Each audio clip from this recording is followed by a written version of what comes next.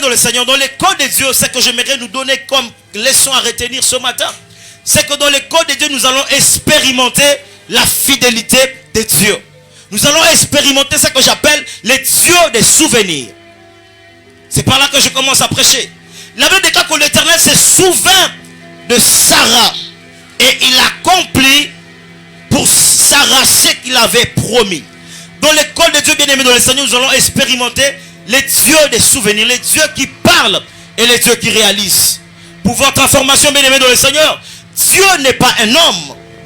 Dieu n'est pas un homme. Dans Nombre 23, 19, la Bible déclare que Dieu n'est pas un homme pour mentir, ni un fils de l'homme pour se repentir. Tout ce qu'il a dit, il a la capacité de l'accomplir. L'Éternel s'est souvenu de Sarah. J'aime les dieux des souvenirs. Parce qu'en parlant même de Noé, la Bible déclare que Noé, l'Éternel se souvint de Noé. Dans Genèse chapitre 8, l'Éternel se souvint de Noé. Et même des animaux qui étaient avec Noé dans l'arche. J'aimerais dire à quelqu'un qui est en train de traverser l'école de Dieu, qui est un peu comme dans le confinement, j'aimerais te dire que Dieu m'a dit qu'il est en train de se souvenir de toi. Il est en train de se souvenir. Et quand Dieu se souvient de toi, Dieu commence par accomplir ce qu'il avait dit sur ta vie. Dieu te fait quitter la dimension de l'ainsi dit l'Éternel pour te ramener dans la dimension de l'ainsi fait. L'Éternel. L'Éternel se souvint de Sarah. J'aime les dieux des souvenirs, bien-aimés dans le Seigneur. Dieu se souvient pour manifester sa fidélité. Dieu se souvient pour manifester sa bonté. Et autre chose, en parlant de la fidélité, la Bible déclare dans Hébreux chapitre 10, verset 23, retenons fermement la profession de notre espérance, car celui qui a fait la promesse est fidèle. Retenons fermement la profession de notre espérance, car celui qui a fait la promesse est fidèle. Dit la parole de Dieu. J'aimerais dire à quelqu'un que Dieu est fidèle. Dieu est fidèle. Dieu, c'est un Dieu des souvenirs. Et en parlant toujours de la fidélité de Dieu bien-aimé dans le Seigneur, c'est que Dieu se souvient de nous aussi pour manifester pour garder en fait, pour veiller sur sa renommée. Dieu se souvient de nous pour, n'est-ce pas, veiller sur sa réputation. Dieu a une réputation, Dieu a une renommée à préserver. Alléluia. Dans Genèse, dans le psaume 138, le verset 2e, la Bible déclare, je me prosterne dans ton saint temple et je célèbre ton nom à cause de ta bonté et de ta fidélité. Car ta renommée s'est accrue par l'accomplissement de tes promesses. S'il y a des choses que Dieu sait faire, c'est aussi accomplir les promesses. S'il y a des choses que Dieu fait, en d'autres termes, Dieu est le spécialiste de l'accomplissement des promesses. En matière d'accomplissement des promesses, il n'y a pas meilleur que Dieu. Il n'y a pas meilleur que Dieu. Sa renommée s'est accrue par l'accomplissement de ses promesses. Dieu veille sur sa réputation. Dieu est reconnu du fait qu'il a la capacité d'accomplir des promesses. Et j'aimerais dire à quelqu'un que si Dieu n'a pas menti à Abraham, si Dieu n'a pas menti Moïse, si Dieu n'a pas menti les apôtres, il ne va pas commencer les carrières de mensonges avec toi. Que ce confinement ne te fasse pas, n'est-ce pas, décourager par rapport aux promesses de Dieu. En parlant des promesses de Dieu dans le livre d'Habakkuk chapitre 2, la Bible dit, en parlant du prophète Habakkuk, quand écrit les paroles de cette prophétie, grave-les sur les murs afin qu'on la lise couramment. Parce que c'est une prophétie dont le temps est déjà fixé. Même si, et elle marche vers son accomplissement. Même si elle tarde, attends-la car elle s'accomplira. Et s'accomplira certainement. Dans l'école de Dieu bien-aimé dans le Seigneur, tu vas expérimenter la bonté de Dieu. Tu vas expérimenter la fidélité de Dieu.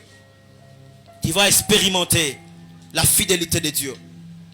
Et bien-aimé dans le Seigneur, en parlant de nous, de la nouvelle alliance, et par rapport à ce temps, j'aimerais dire qu'il n'y a rien de glorieux, il n'y a rien de puissant, il n'y a rien de merveilleux, il n'y a rien de bon sans préparation. C'est ainsi que je retourne encore dans la pensée que j'avais dit au début.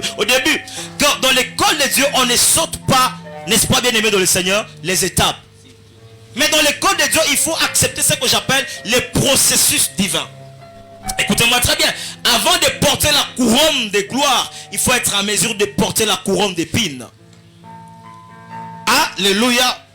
Et j'aimerais ici mentionner quelques exemples de quelques personnages bibliques qui ont eu à passer par l'école de Dieu et qui ont été victorieux, qui ont été vainqueurs, qui ont, n'est-ce pas, avaient bénéficié des souvenirs de Dieu. Et donc par là, je vais aussi rapidement, petit à petit vers la fin, pour nous dire que nous ne sommes pas seuls. Dieu est avec nous. Dieu est avec nous. Qu'est-ce qui fera en sorte que l'Éternel puisse se souvenir de toi? J'aimerais nous donner quelques éléments. Et justement, quelques hommes et femmes qui ont eu à expérimenter la fidélité de Dieu. Je suis dans le livre de Actes. On nous parle de l'histoire d'un homme du nom de Corneille. Et la Bible déclare que cet homme était juste et pieux. Cet homme était intègre dans sa relation avec Dieu. Cet homme faisait continuellement des aumônes et des prières.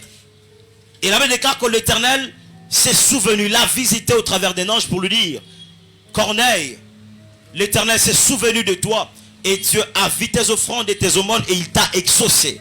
Et Dieu a envoyé l'apôtre Pierre dans la maison de Corneille afin de prier avec lui. S'il y a des choses qui peuvent déclencher les souvenirs de Dieu bien-aimé dans le Seigneur, c'est les aumônes, la bienfaisance et aussi l'hospitalité. Ce sont des choses qui déclenchent les souvenirs de Dieu. J'aimerais dire à quelqu'un qu'au ciel, il n'y a pas que le livre des jugements, il y a aussi le livre des souvenirs. Est-ce que je parle à quelqu'un?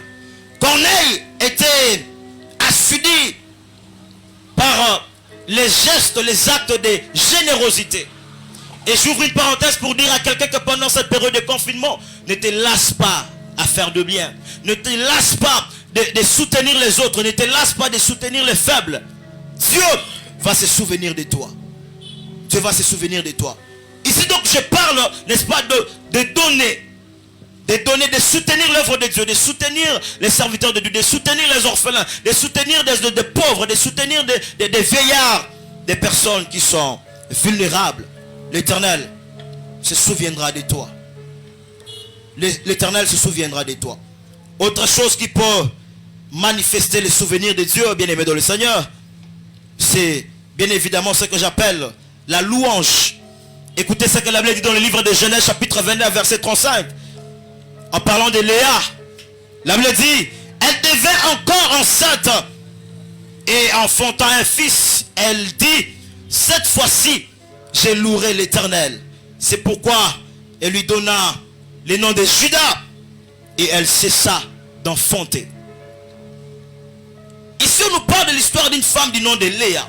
Léa était la sœur de Rachel et elles toutes étaient les femmes de Jacob. Ce sont les deux sœurs que Jacob a acquis par les fruits des sacrifices pendant 14 ans auprès de son oncle Laban. Et Léa était la femme de Jacob. Léa avait donné à Jacob plusieurs enfants, notamment Ruben, Siméon, Lévi et Judas. Mais pendant que Léa était en train de donner à son mari les enfants, Léa n'avait pas toujours compris l'importance de la louange au Dieu qu'il avait visité. Mais dans Genèse 29, 35, l'Éternel s'est souvenu encore d'elle. L'Éternel s'est souvenu encore de Léa. L'Éternel lui a accordé un autre fils qui lui donna le nom de Judas. Et Léa a dit, cette fois-ci je louerai l'Éternel. J'aimerais dire à quelqu'un, si tu te mets à louer Dieu, Dieu t'introduit dans les repos. Lorsque Léa a enfanté Judas, elle a cessé d'enfanter. Elle a arrêté d'enfanter. Elle est rentrée dans les repos. Lorsque tu te mettras à louer Dieu, lorsque tu te mettras à célébrer Dieu, Dieu se souviendra de toi. Tu n'as pas besoin de tout voir pour célébrer Dieu. Tu n'as pas besoin d'obtenir toutes les promesses de Dieu pour célébrer Dieu. Mais louer Dieu pendant les moments difficiles, louer Dieu pendant les moments de crise, c'est aussi un acte de foi. On nous parle dans Acte 16 de l'histoire de l'apôtre Paul et de Silas qui étaient, n'est-ce pas, emprisonnés pour une bonne cause. Ils étaient jetés dans la prison. Non pas parce qu'ils avaient péché, mais parce qu'ils étaient en train de prêcher la bonne nouvelle. Parce qu'ils étaient en train de prêcher l'évangile. Et ils ont été jetés dans la prison. Il a déclaré que dans la prison, ils se sont mis à louer Dieu. Ils se sont mis à prier. Ils se sont mis à célébrer Dieu. Et au milieu de la prison, Au milieu de la nuit, la Bible dit, un tout à coup, et les chaînes de la prison s'ébranlèrent. J'aimerais dire à quelqu'un, à chaque fois que tu loues Dieu, à chaque fois que tu célèbres Dieu, tu déclenches les souvenirs de Dieu, tu bouges les trônes de Dieu et Dieu descend pour se manifester dans ta vie. J'aime ce que la Bible déclare dans le livre des psaumes en parlant des louanges, que Dieu siège au milieu des louanges de son peuple. Tu veux expérimenter les souvenirs de Dieu? Apprends à louer Dieu. Apprends à célébrer Dieu. Judas veut dire louange. C'est ainsi que ce que Dieu avait promis à Judas autrefois, parlant de la royauté, il a accompli cela par David. Pourquoi? Parce que David était un adorateur du Dieu vivant. Dieu a vu dans les générations passées dans la tribu de Judas, il n'a pas vu quelqu'un qui était aussi un adorateur. Mais lorsqu'il a vu